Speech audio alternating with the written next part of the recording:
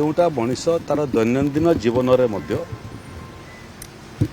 बहुत समय करें तेणु जो मनीष निजर दैनंदिन काम 5टा परिवर्तन आणुची से दल एवं सरकार परिवर्तन आणवे ए किसी अस्वाभाविकता नहीं।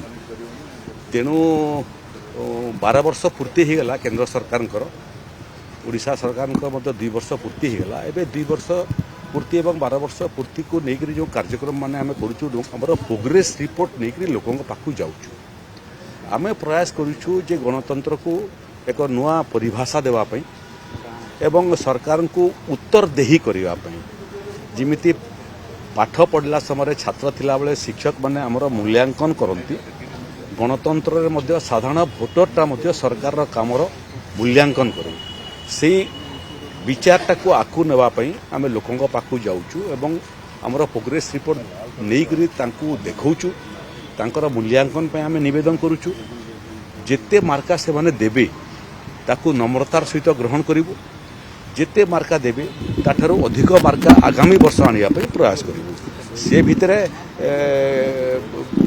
रहला जे मंत्रिमंडल संप्रसारण केबे हेबो मंत्रिमंडल संप्रसारण प्रमुख दायित्व होची केंद्र रे प्रधानमंत्री केंद्र सरकार पे राज्य रे मुख्यमंत्री तांकर प्रेरोगेटिव एटा तेणु जो प्रधानमंत्री एवं मुख्यमंत्री प्रेरोगेटिव विषय से विषय मु कहीं टिप्पणी देवी और आपण मैंने कहीं आतुर होती ये विषय को जानापी जेबे हेबो प्रथम जदि किए जानव देश एवं राज्य रे सेटा हूँ गणमाध्यम चतुर्थ स्तंभ जान किंतु सर 6टा पद खाली अच्छे तो से 2 वर्ष 6टा पद आपण मानक खाली टिके बतई दूची जे 21टा पद मंत्री पद अच्छी एटा क्योंठी लिखाई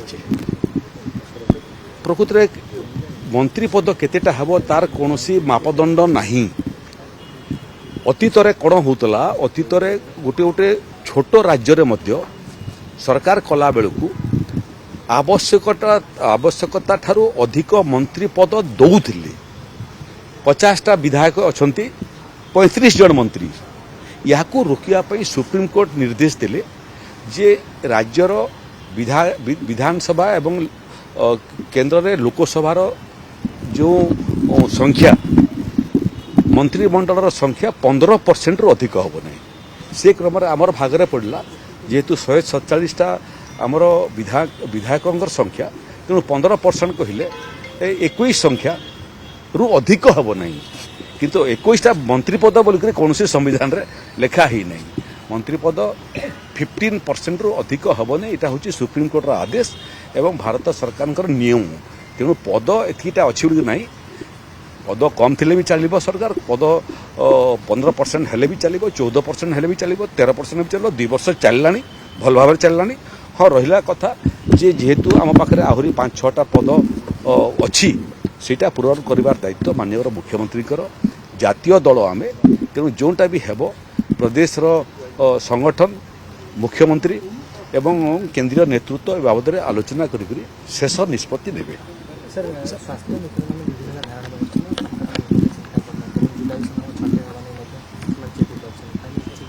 देखो जी भी आंदोलन करू आंदोलनटा समाज रे होची एक सांविधानिक अधिकार समस्या निकरी आंदोलन हम तो कौन हम किंतु आमर सरकार एक संवेदनशील सरकार जो लोक आंदोलन को ओह्लाऊँच कौनसी ना कौनसी कारण ताकू प्रेरित करुच्ची आंदोलन करने आम से दाबी बाबद सचेतन अच्छु ताकू मध्य विचार करुचु एवं तार बाबद विहित कार्यानुष्ठान आम ग्रहण करूँ किंतु सेमानकु आमर अनुरोध जी तांकर दाबी बाबद आम सचेतन अच्छु एवं आकु तार बाबद ठीक समय ठीक निष्पत्ति हेब आंदोलन रु विरत हूँ जो कम दिखाई से काम मनोनिवेश करते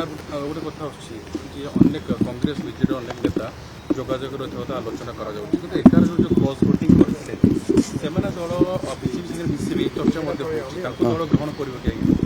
देखो आज पूरा डॉक्टर श्यामा प्रसाद मुखर्जी आज हूँ पुण्यतिथि एवं आम पार्टी ऑफिस पुण्यतिथि पालन करुचु।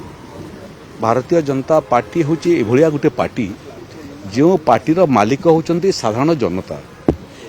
এটা ବ୍ୟକ୍ତି କେନ୍ଦ୍ରିକ ପାର୍ଟି ନୁହଁ କିମ୍ବା ଉତ୍ତରାଧିକାରୀ ସୂତ୍ରରେ ବାପ ପରେ ପୁଅ ପୁଅ ପରେ ନାତି ପାଇବେ ଏ ପାର୍ଟି ନୁହଁ। କଂଗ୍ରେସ ପାର୍ଟିରେ କ'ଣ ଗୋଟେ ନିର୍ଦ୍ଦିଷ୍ଟ ପରିବାରର ପାର୍ଟି ହେଇଗଲା। ବିଜୁ ଜନତା ଦଳ କ'ଣ ଗୋଟେ ନିର୍ଦ୍ଦିଷ୍ଟ ବ୍ୟକ୍ତିଙ୍କର ପାର୍ଟି ଥିଲା। AIADMK, DMK, TMC, Samajwadi party ଏସବୁ କ'ଣ? ଏସବୁ ହେଉଛି ବ୍ୟକ୍ତି କେନ୍ଦ୍ରିକ ପାର୍ଟି। ଗୋଟେ ବ୍ୟକ୍ତି ପରେ ତାଙ୍କର ଉତ୍ତରାଧିକାରୀ ଦଳର ମାଲିକ ହୁଅନ୍ତି। ଇଏ ପାର୍ଟିରେ ଦେଖନ୍ତୁ ସାଧାରଣ କାର୍ଯ୍ୟକର୍ତ୍ତା ମଧ୍ୟ ଓଡ଼ିଶାର ମୁଖ୍ୟମନ୍ତ୍ରୀ ଆଜି ଜଣେ ସାଧାରଣ କାର୍ଯ୍ୟକର୍ତ୍ତା ମୁଖ୍ୟମନ୍ତ୍ରୀ, ଜଣେ ତୃଣମୂଳ ସ୍ତରରେ କାମ କରୁଥିବା କାର୍ଯ୍ୟକର୍ତ୍ତା ଆଜି ଦେଶର ପ୍ରଧାନମନ୍ତ୍ରୀ। ତେଣୁ ସମାଜର ପାର୍ଟିଟା ଯିଏ ଆସିବ ଆସିବ, ସମସ୍ତଙ୍କ ପାଇଁ ଏ ପାର୍ଟିରେ ଜାଗା ଅଛି, କିନ୍ତୁ ଏ ପାର୍ଟିକୁ ଧର୍ମଶାଳା ଭାବନ୍ତୁ ନାହିଁ। ଦରକାର ପଡ଼ିଲେ ଆସିଲ, ଦରକାର କାମ ସରିଗଲେ ପଳେଇଲ। ଇଏ ପାର୍ଟି ଲମ୍ବା ସମୟ ପର୍ଯ୍ୟନ୍ତ ସମାଜର ପ୍ରତି ନିଷ୍ଠା ଏବଂ ପ୍ରତିବଦ୍ଧତା ରଖିକରି କାମ କରିବାର ପାର୍ଟି। ଏଠି ମିଳିବା ପାଇଁ ଯଦି ଆସିବ ବେଲେ ପଶ୍ଚାତାପ କରିବାର ପୁରା ସମ୍ଭାବନା ଅଛି। କିଛି ଆଶା ନ ନେଇକରି ଆସ, ସମାଜ ପାଇଁ କାମ କର, ପାର୍ଟି ବାବଦରେ ତୁମେ ଚିନ୍ତା କର, ତୁମର ବାବଦରେ ପାର୍ଟି ଚିନ୍ତା କର। କିନ୍ତୁ ସେ 11 ଜଣ ବିଧାୟକ ବର୍ତ୍ତମାନ କିଛି ତାଙ୍କର ପାର୍ଟି ନାହିଁ, ସେମାନେ ଯାହା ଚର୍ଚ୍ଚା ହଉଛି ବିଜେପିରେ ସାମିଲ ହେବେ। ନାଇଁ ଚର୍ଚ୍ଚା ହେଉଛି ଜାତୀୟ ସ୍ତରରେ ବି ହଉଛି ବିଭିନ୍ନ ଜାଗାରେ, ବିଧାୟକ ମାନେ ଆଗ୍ରହ ପ୍ରକାଶ ଦେଖନ୍ତୁ ସେ ଭିତରେ ଯେଉଁ 11 ଜଣଙ୍କର ଆପଣମାନେ ଚର୍ଚ୍ଚା କରୁଛନ୍ତି ସେମାନଙ୍କର ଭିତରୁ ବହୁତ ଜଣଙ୍କୁ ମୁଁ ଜାଣେ। ସେଥିରେ ବହୁତ ଭଲ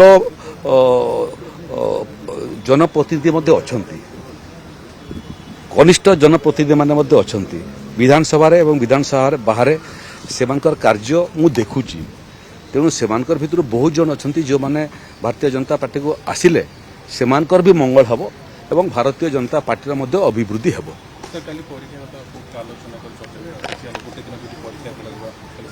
ଶିକ୍ଷା ବିଭାଗ ସାଙ୍ଗେ ମୋର କଥାବାର୍ତ୍ତା ହେଇଛି।